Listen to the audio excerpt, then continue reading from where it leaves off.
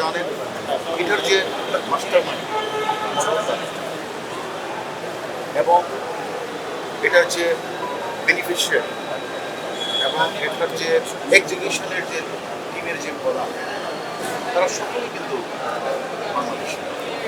যেহেতু ওরা বাংলাদেশি এবং আপনারা জানেন আমরা বাংলাদেশের যে মামলা রয়েছে 364 নগর নামা উঠে আছে। এখন এই ক্রাইমটাকে তো এক দেশে বাংলাদেশে তার প্ল্যান হয়েছে, প্ল্যান অনুযায়ী যে এখানে এসে পশ্চিম কলকাতায় যে প্ল্যানটা বাস্তবায়ন করে চলমান করে কাজগুম করার জন্য তার বংশ বিষয়ে বিভিন্ন জায়গায় নিয়ে যাওয়া হয়েছে।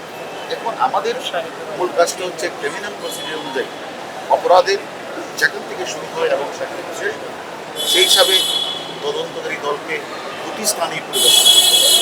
তার ভিত্তিতে আপনারা জানেন যে আমরা আজকে পশ্চিমবঙ্গে এসেছি।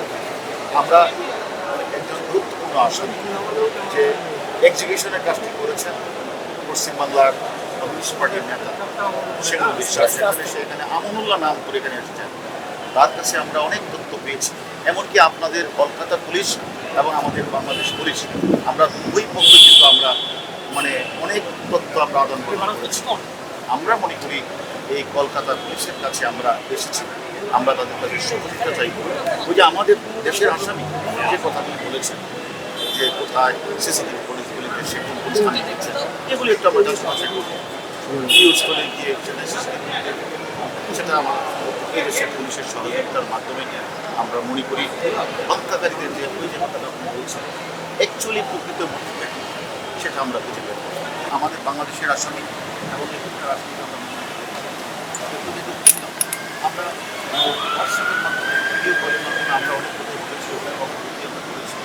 আমরা মনে করি আমরা এটা অত্যন্ত বাংলাদেশ কর্তৃপক্ষ এবং যেটা যেটা করা হয়েছে আমরা যথাযথ কর্তৃপক্ষের মাধ্যমে তাদের সাথে আমাদের কথা হচ্ছে। আমরা মনে করি পর্যায়ক্রমে আমরা অনেক তথ্যই আমরা দুই দেশের মধ্যে আদান প্রদান করেছি। আমরা পর্যায়ক্রমে ভিডিও ভিজিট থেকে শুরু করে আমরা সিসিটিভি অ্যানালাইজ এবং আমরা যে স্থানগুলি পরিদর্শন বিভিন্ন বিষয়গুলি আমরা পরিদর্শন করার ইচ্ছা আমরা পোষণ করছি। এখন কোথায় যাবেন আপনারা মূলত? এখন আমরা গিয়ে এখন আমাদের প্রথমের কাজ হচ্ছে ওনাদের সাথে কমিউনিকেশন করা। আমাদের ইন্ডিয়া আমাদের বাংলাদেশের পারভাঙা আমাদের এসেছেন, আমাদের রিসিভ করেছেন। আমরা একসাথে হোটেলে যাব, হোটেলে গিয়ে আমরা আমাদের পরবর্তী কার্যক্রমটা কী হবে সেটা আমরা